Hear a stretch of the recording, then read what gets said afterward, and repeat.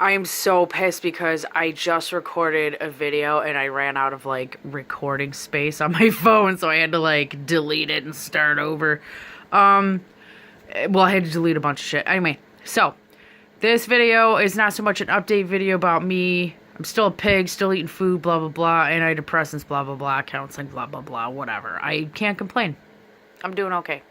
Anyway, this video is more directed towards, I actually have a few friends, a couple on Facebook, a couple who are subscribers, who are about to get surgery. And I see a lot of myself in them before I had surgery. And I just kind of wanted to throw this little video out there to kind of, I'm not saying that you're going to have the same experience as me, but it might be very close.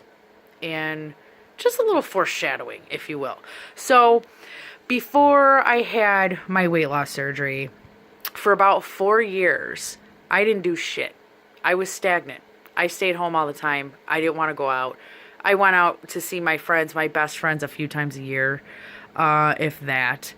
I barely wore makeup. I wore makeup literally 10 times. That's pushing it. 10 times a year for about 4 years. And I used to be such a glamour girl. But, you know, creeping up 350, 400 pounds, I didn't give a shit. I was such a homebody. I didn't want to get close to new people. Wasn't social, didn't want to make new friends. I just didn't want anybody to see me. You know, my body confidence was at an all-time low. And I just didn't want to be around anybody. I always felt like shit. I always felt like I looked like shit. So I just didn't put any effort in. Very minimal effort. I was existing. I wasn't living at all. So let's fast forward to when I got my surgery and I started dropping weight. Well, things get very different, and not just in, I mean, the first few months after your weight loss surgery, you're going to be so focused on what you're eating and your diet and getting all your protein and drinking water and your health. Your health in your body is going to be your primary focus. But let me tell you something. When you start dropping weight, particularly when you get to your goal, which, by the way, I have not gotten to yet, but maybe someday. Anyway, I think 170 pounds down is, you know, good enough for now. But once you lose the weight, there's a few things that happen that I think you don't really think about consciously, like when you're doing all your research before you have surgery. One thing is the social aspect of it. Now, if your situation turns out to be similar to mine, all of a sudden you're going to want to go out. You're going to want to see people. You're going to want to make friends. If you are a social person, such as myself, I'm very social. It's going to stir in you. You're going to get stir crazy and you're going to want to go out. And the more you get yourself out there and involve yourself with more people, the more shit goes down. Let me tell you something. I had a wild ass 2016 and an emotional roller coaster of a 2017. And none of it would have went down if I hadn't had surgery. I would still be a stagnant loaf watching Ink Master eating chicken wings. So just be prepared for you're probably thinking now, I don't really care, whatever. I just want to get healthy. I just want to lose the weight. You know, that's my primary focus, and that's what it should be. But once you get the taste, you're going to want more. It's like you'll be insatiable for human contact if you're anything like me. There was a point in time when if my phone wasn't ringing off the hook, I felt useless. I felt restless. Like I couldn't fucking sit still. Fortunately that's calmed down. But also, like I said, you get yourself involved with more people, especially the opposite sex, if that's what you're into, or if you're into the same sex or whatever gender you're into. You get yourself out there more and you start getting compliments and you start liking it and you may start wearing makeup more. Like I said, before I barely wore makeup and now I wear makeup almost every day. And I'm not one of those people who needs makeup to go to the store or the gym or whatever. No, I never have been. I never will be because I don't give that much of a shit. But I like to wear makeup to accentuate my features because I like getting compliments now. I can actually accept compliments with grace now, which is really great. But be forewarned. For the longest time, I was very misandric. I was very anti-man, queen of the man-haters club, because I always thought they were fucking shallow because they didn't want to give a big girl a chance. I had a big heart and a great personality, so why are you so hung up on my body? And that really made me hate men. I didn't even have close male friends for a very long time. But all that changed. I started getting a lot of attention, and I caved. I went for it. I ate it right the fuck up. And now that I am more involved with men, I have some really great guy friends who I absolutely loved. And I've gotten involved with some people physically and romantically. I've been on plenty of dates and whatnot. You really open yourself up to a lot of experiences. And the emotions that come along with, I mean, you're basically redeveloping yourself as a person. If you were like me and you didn't do shit for years leading up to your surgery, if you were stagnant, it's going to hit you, and it's going to hit you full force, just so as you know.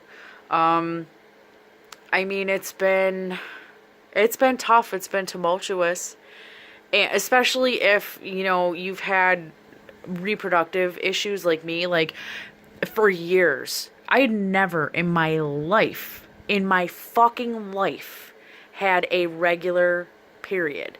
Never had a 28-day cycle.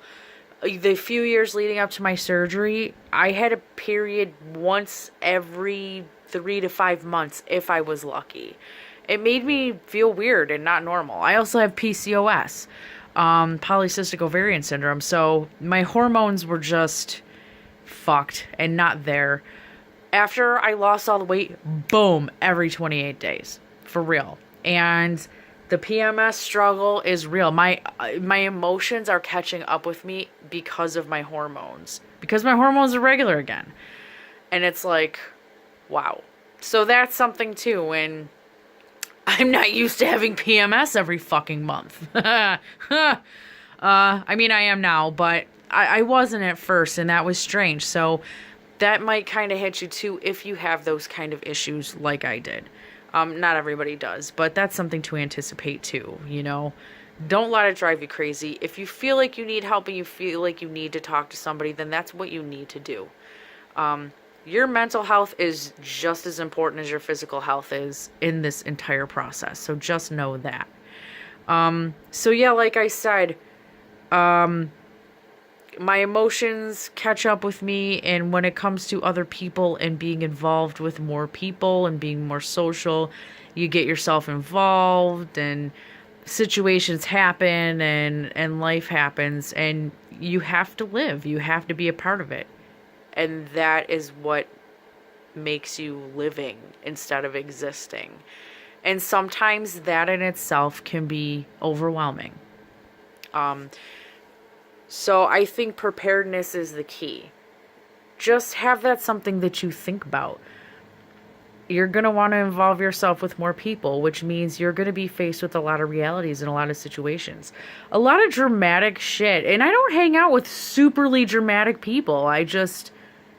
It's just life. So a lot of dramatic shit has happened in the last couple years.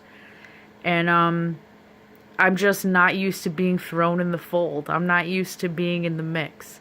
But I'm a very caring person, and I take people who I love's problems very personally. And when something happens to one of my very close friends, I feel like it happens to me. And even if you're not that kind of person, just the fact that you're more social again and you're putting yourself out there, sometimes you can't help but to get dragged into situations that you might not be used to facing. So just know that that's a very real thing, and it's a possibility, and just be prepared for it. You got to be prepared for what's going to happen in your brain as well as your body. So if that's something that you haven't thought about or haven't anticipated, you might want to. And not a deterrent. This is not a deterrent, because this is a really good thing, actually. I mean, I may sound ominous when I'm talking about it, but I just want you to think. That's all. I wish somebody had told me this before I got surgerized. Because I wasn't fucking prepared. Oh, I was not prepared. I wasn't prepared for friend drama or a friend dying of a heroin overdose. I wasn't prepared for threesomes or selling cocaine. I wasn't prepared for any of that. And that's exactly what I fucking did. All of that shit. Wasn't prepared. And I'm not saying you're going to be that extreme. I no longer sell coke, by the way. Don't call the cops. I'm not going to say that you're going to be that extreme, but I did.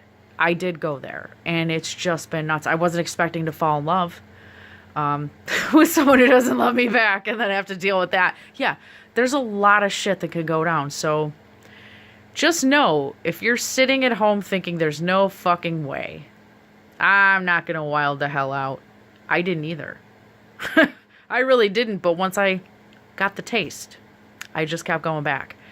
And it's been extreme. But thankfully, I've reeled things in. Things have calmed down. I'm kind of mostly back to normal, which is really good. But it's hard not to be reeling after having a lot of experiences that you're not used to having. So just know that. And it's important to take care of your brain and your emotions. So with that, I bid you adieu. And if anybody wants to talk, hit me up. All right. Bye.